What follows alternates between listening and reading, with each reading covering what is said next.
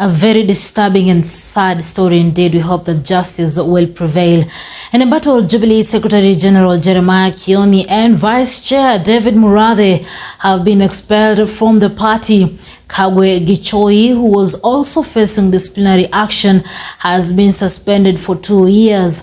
Making the announcement, Acting Secretary General Kanini Kega said the National Delegates Convention called by Kioni faction on Monday will not be held. Mary Magdalene Nekesa brings us that story.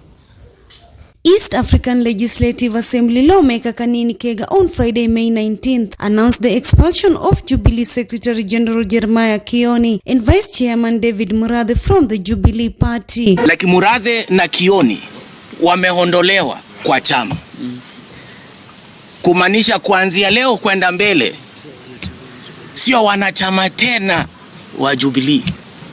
Kwa hivyo kama Murathe hatazungumza tena, Kioni hatazungumza tena, watakuwa wanazungumza kama wananchi, lakini sio hata wanachama, kwa sababu kwa kizungu ikisemekana expulsion inamaanisha nini?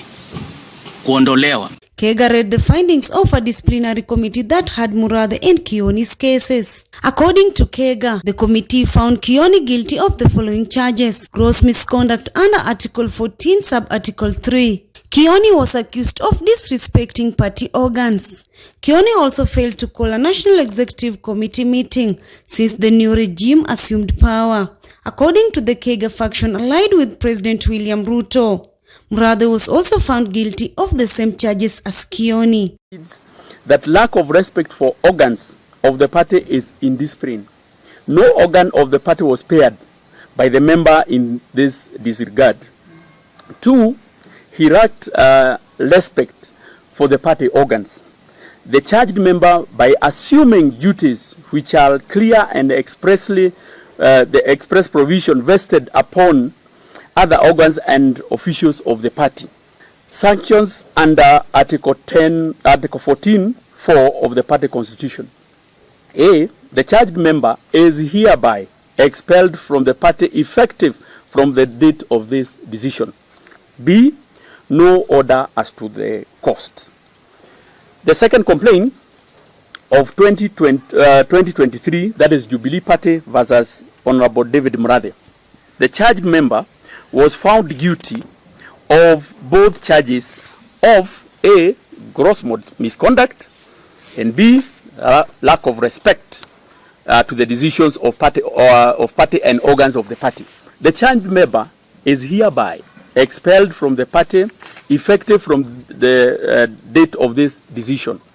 And B, no order as to the cost. The MP also called off the National Delegate Conference called by former President Uhuru Kenyatta. He noted that the NEC will publish the official dates of the NDC after the party resolved a dispute that was filed before one of the party organs. And we are just awaiting what the Registrar of Political Parties is going to forward by next week.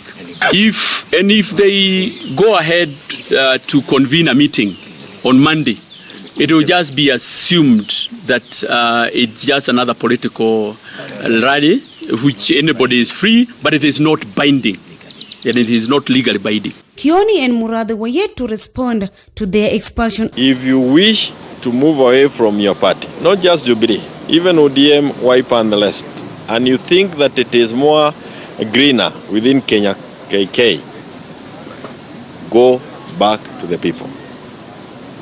Get a by-election done. Don't be the conman or the conwoman of the people we have seen. Can you imagine people putting themselves together and calling the former president into a disciplinary committee? The person who nominated you to Yara, to parliament, who even funded your campaigns when you are running as a member of parliament, and then you call him to a disciplinary committee.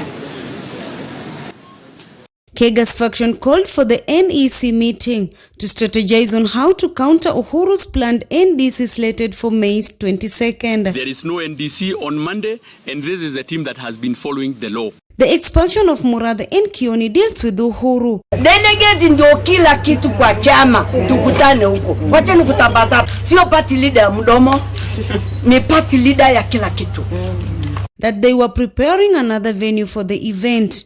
But for as long as you are not in the Kenya Gazette, whatever you resolve cannot hold. And that's what amazes us about the ORPP, how he keeps entertaining dysfunctioning of parties. With the delegates expected to be informed of the charges in due courses. To check who are the members of the various committees that we have in our party. So it's very, very clear. We have only one Jubilee. For Maisha Prime, Maisha Television, my name is Mary Magdalene Nekesa.